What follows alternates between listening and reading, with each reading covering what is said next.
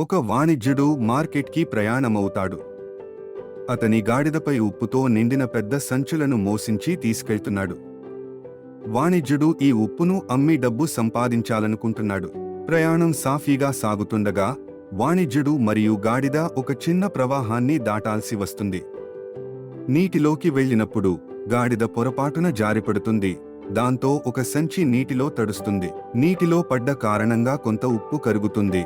దాంతో బరువు తేలికగా అయిపోతుంది. గాడిద ఈ పరిణామాన్ని గమనించి సంతోషంగా ముందుకు సాగుతుంది.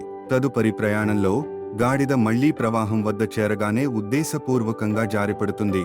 తద్వారా తన బరువును తేలిక చేయగలదు.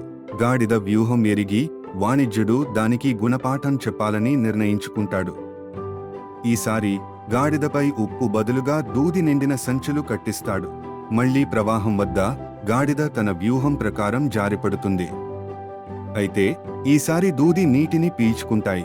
దాంతో బరువు మరింత ఎక్కువగా పెరుగుతుంది. అధిక బరువుతో ఇబ్బంది పడుతూ గాడిద తెలుసుకుంటుంది.